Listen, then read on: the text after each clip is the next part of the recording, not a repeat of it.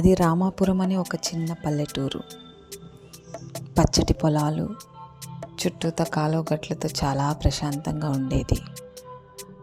ఏమైందో తెలియదు, గత సంవత్సరంగా ఒక వింత జబ్బు ఆ ఊరిని వెంటాడుతోంది.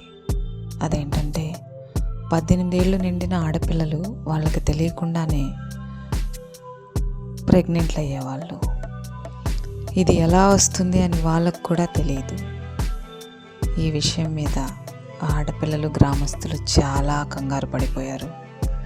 ఒకరోజు గ్రామస్తులంతా కలిసి సభని ఏర్పాటు చేసుకొని మాట్లాడుకోవడం మొదలుపెట్టారు.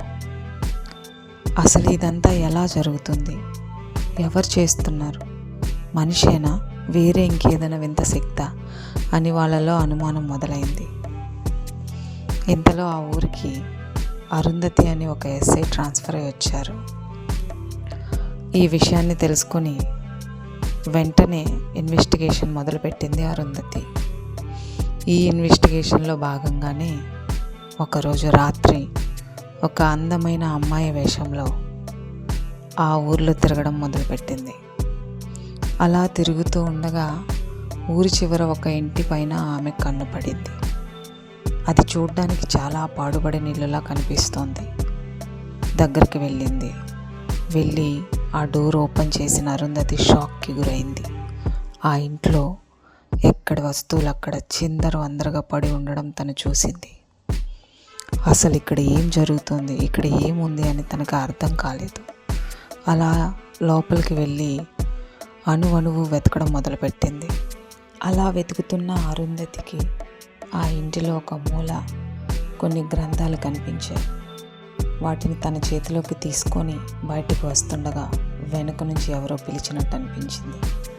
ఒక్కసారిగా తను భయంతో ఆగిపోయింది. వెనుక నుంచి ఆ గుడి పూజారి, "నువ్వు ఇక్కడ ఏం చేస్తున్నావు?" అని అడిగాడు. ఇంతలో అరుంధతి అతనికి ఏం చెప్పకుండా అక్కడి నుంచి వెళ్ళిపోయింది. ఆ గ్రంథాలు ఏమిటో తెలుసుకునే పనిలో పడింది. ఆ రాత్ర అందరూ పడుకున్న సమయంలో ఊరు చాలా ప్రశాంతంగా కనిపించింది. అలా బయటకు చూస్తున్న అరుంధతికి ఆ కోట కనిపించింది. నెమ్మదిగా ఆ కోటలోకి వెళ్ళిన అరుంధతి మళ్ళీ డోర్ ఓపెన్ చేసి లోపలికి వెళ్ళి అణువణువు వెతకడం మొదలుపెట్టింది. అక్కడ అనుకోకుండా ఒక గదిలో రక్తపు మరకలతో గోడ మీద చేతి అచ్చులు కనిపించాయి.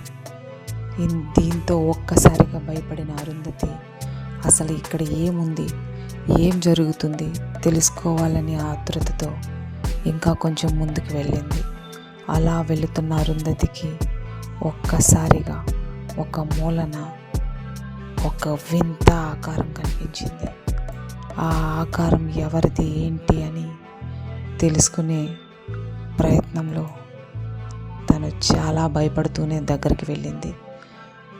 ఆ ఆకారం ఒక్కసారిగా పైకి లేచి గట్టిగా అరవడం మొదలుపెట్టింది. అంతే, అరుంధతి షాక్లో ఉండిపోయింది.